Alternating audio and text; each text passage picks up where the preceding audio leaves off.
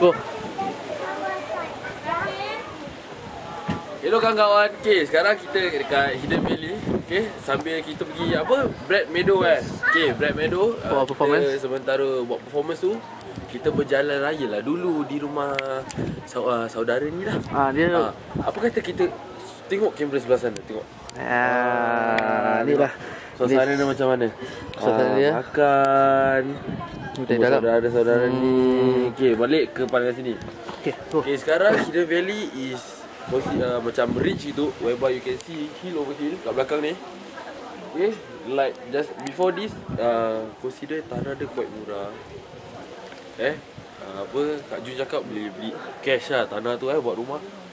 To enjoy the view at the back, tengok mountainous area kat belakang tu. Dia cuaca dia macam mana cuaca? Okay, cuaca dia tak sejuk tapi angin yang meniup bayu habis. Dia nampak macam biasa macam biasa. Macam tak ada apa-apa je tapi sebenarnya di sebalik sweater ni semua menggigil.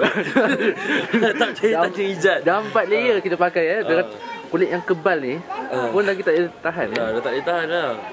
So lah kita spend lagi beberapa second tengok view ni, lepas tu kita continue ke Brad Meadow. Amirul. Amirul, apa kan perasaan Amirul bila beraya di sini? Seronok lah, tapi at the same time sejuk.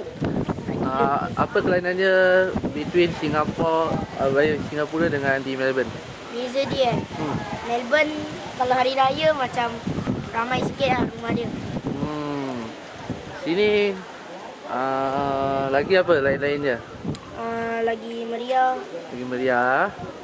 Dengan apa? Dengan di sini dapat pakai jukuru dengan sweater kan? Betul? First time.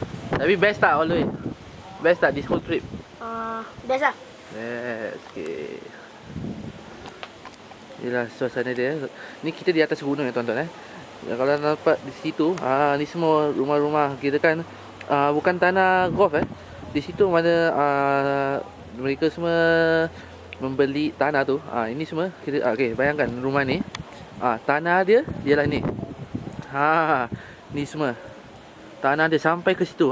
Jadi diorang boleh buat barbecue, boleh buat dirt bike, diorang boleh buat macam-macam lah. Tengok anda bayangkan, dengan harga 500,000 je boleh dapat gini.